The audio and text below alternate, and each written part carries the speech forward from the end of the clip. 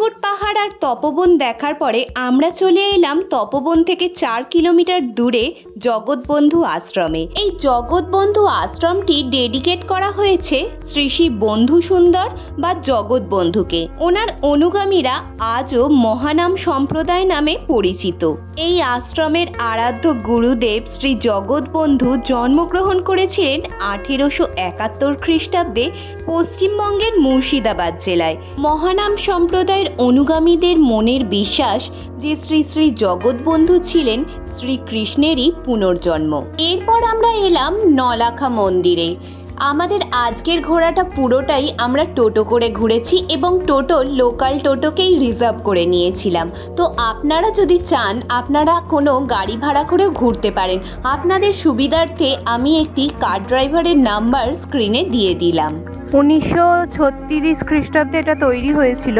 সেই টাইমে এই মন্দিরটি তৈরি করতে 9 লাখ টাকা খরচা হয়েছিল, যার জন্য এই মন্দিরটির নাম পড়েছে নলাখা মন্দির। ইনি হচ্ছেন চারুশীলা দেবী, যিনি এই মন্দিরটি বানিয়েছিলেন। তিনি এক বড় কৃষ্ণ ভক্ত ছিলেন। কোলে গোপাল নিয়ে তার ছবি দেখতে পাচ্ছি।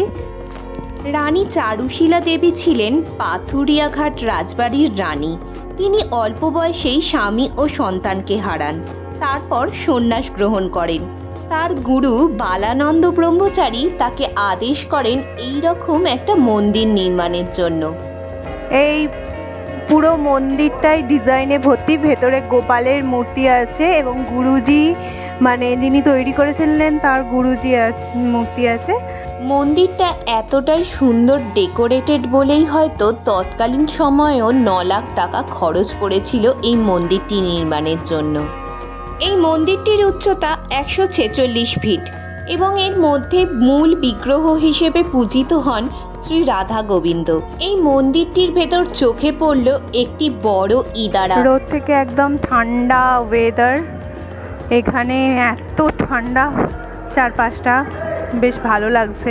এরপর আমরা গরমে একটু ঠান্ডা হতে আখের রস খেয়ে তারপর বেরোলাম পরের গন্তব্যের জন্য। এটি হলো বালানন্দ স্বামীর আশ্রম। এখানেও ফটোগ্রাফি নিষিদ্ধ, তাই জন্য বাইরে থেকে একটু আধটু ছবি তুলেছি। এখানে রয়েছে ঐতিহাসিক মডেলের গাড়ি, তার সঙ্গে মন্দির তো থাকবেই। আর এটাই ছিল আমাদের আজকের এবেলার লাস্ট ডেস্টিনেশন। এরপরে আমরা আবার চলে আসি আমাদের আশ্রমে এবং সবাই মিলে একসাথে বসে যাই লাঞ্চ করতে। আজকের মেনুতেও ছিল ভাত, ডাল, তরকারি আর মাছ।